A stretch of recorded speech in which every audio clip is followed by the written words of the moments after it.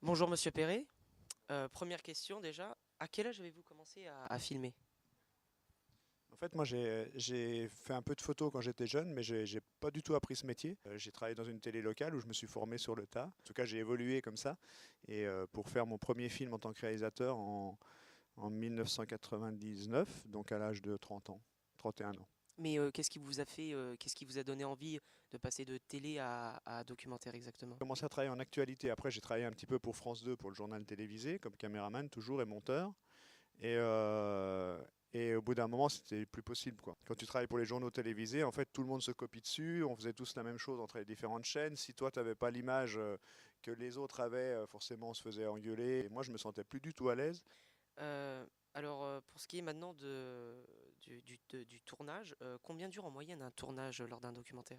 C'est que bah, ça dépend des films, en fait. Et moi, il y a des documentaristes, bon, c'est un peu pompeux de dire d'employer ce terme, mais qui tournent beaucoup, beaucoup, beaucoup, et puis après qui font leur film au montage. Alors, moi, je tourne pas forcément énormément. Je fais pas partie des gens qui tournent beaucoup, beaucoup, parce qu'en fait, j'aime bien travailler beaucoup en amont. Prochaine question, parmi tous les films que vous avez tournés, lequel considérez-vous le plus abouti? Alors, je dirais que c'est peut-être parce qu'on progresse quand même en vieillissant, je dirais que ce sont les deux derniers, La Sociale et l'Insoumis. Est-ce que vous avez un message particulier à travers vos films?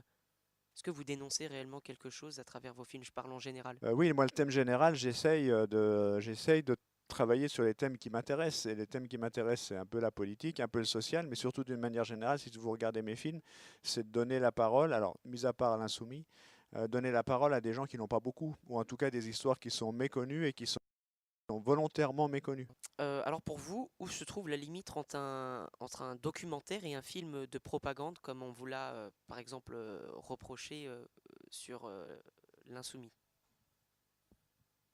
La limite, je crois que c'est si on est sincère ou pas dans ce qu'on fait. Par exemple, sur l'insoumis, le terme propagande, c'est un terme qui est dur. Donc, s'il a été employé, c'est pas par rapport à des questions de cinéma, c'est par rapport à des règlements de compte politiques. C'est-à-dire que quand tu dis un film de propagande, ça vise à décrédibiliser le film et à dire n'allez pas voir, c'est de la propagande. Donc ça, c'est pas des critiques cinéma qui ont parlé de ça, ce sont des adversaires politiques qui ont parlé de ça. Donc là, on n'est plus dans le domaine du cinéma, on est dans le domaine de la politique. Prochaine question, quel conseil donnerez-vous à un jeune qui commence dans ce milieu-là de la réalisation et du documentaire? Bah, déjà, les conseils, c'est déjà faut faire. Et si vous avez envie de faire quelque chose, il faut le faire. Ça sera peut-être pourri, ça sera peut-être nul, ça sera peut-être. Et puis ça va être bien. Parce que vous avez tous une histoire particulière. Peut-être que même dans vos premiers films, vous connaissez une personne super, vous avez envie de la filmer, mais et personne d'autre peut la. Vous avez un rapport super avec elle, personne d'autre peut le faire. C'est pas forcément une personne importante, c'est pas forcément. Mais en tout cas, vous, elle vous touche parce qu'elle a une histoire particulière, et ben faut le faire. Travaillez-vous sur un prochain documentaire? Ouais, ouais, bah, comme je vous dis, j'ai des enfants, faut bien vivre, mon bon monsieur. Non, je fais aussi par passion. J'ai un projet de film un peu comme j'ai fait l'histoire de la sécurité sociale sur EDF. Alors ça va peut-être vous paraître un peu bizarre, mais EDF, c'est aussi issu du Conseil national de la résistance. C'est aussi une bagarre pour imposer EDF. Alors vous allez me dire, ouais, bon, quel intérêt de créer EDF? En fait, il faut vous dire qu'avant, qu'on fasse EDF, l'électricité de France, enfin, qui est devenue, il y a plein d'appellations maintenant, mais il y avait plein de boîtes privées qui faisaient de l'électricité, plein, et personne payait le même prix du kilowattheure selon où vous habitiez, et en fait, à la Libération, ils se sont dit l'énergie, c'est quelque chose qui est trop important pour le laisser entre les mains du privé parce qu'il y a des intérêts stratégiques et puis surtout, ça doit être un bien commun.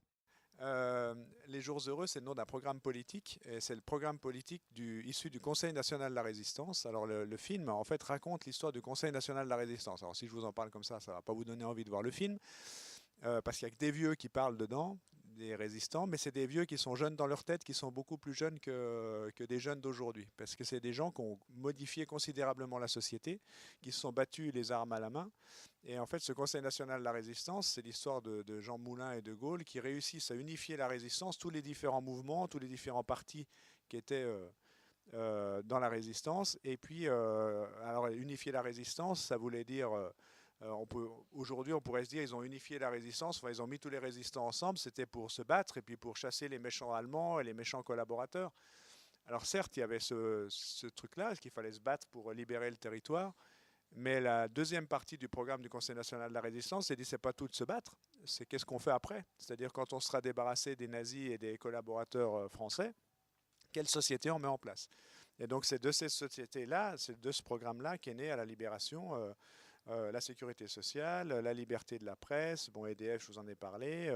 Et donc en fait c'est une super histoire romanesque parce qu'il y a il y a des morts, il y a du suspense, il y a des enjeux politiques, et tout ça, ça se fait sous l'occupation, c'est-à-dire qu'ils rédigent un programme dans la clandestinité. Tous des gens qui étaient poursuivis par les nazis, la Gestapo, la police française, qui réussissent à se rassembler, qui étaient des leaders politiques ou des leaders syndicaux, pour essayer de rédiger un programme en plus, qui est signé par l'ensemble des forces de la résistance. Dans la résistance, il y avait surtout sur le sol français, c'était une force composante de gauche, mais il y avait aussi des partis de droite qui n'avaient pas collaboré. La droite avait collaboré avec l'Allemagne nazie très majoritairement, mais il y avait quand même quelques éléments séparés qui n'avaient pas collaboré. Donc il y avait une diversité dans la résistance ils arrivent à signer tous ensemble un programme. Et ça, alors ça se fait dans la bagarre, dans le rapport de force. Et donc ce programme-là, c'est un chouette programme dont on bénéficie quand même tous les jours, encore aujourd'hui, sans savoir que ça vient de ces quelques hommes qui se sont réunis. Alors il y a que des hommes à l'époque, ça ne veut pas dire qu'il n'y a pas de femmes dans la résistance, mais il n'y avait que des hommes au Conseil national de la résistance. Et donc on leur doit beaucoup. Donc c'est cette histoire-là qui est pleine de rebondissements. Et puis des gens qui ont laissé leur peau, qui se sont fait torturer, qui finalement, ils sont une infime minorité au début de la guerre. Et puis finalement, c'est quand même eux qui gagnent à la fin, quoi. Et qui réussissent à imposer ce truc super beau, ce programme du Conseil national de la résistance. Donc vous allez voir dans ce film des gens qui ont la niaque, ils sont presque tous morts aujourd'hui. Les gens que vous allez voir dans le film, eux, ils n'ont pas accepté, ils ont payé cher. Mais n'empêche qu'ils ont rendu un sacré beau service à vous, à moi, à vos parents, à tout le monde, quoi. Donc c'est cette histoire-là. Voilà.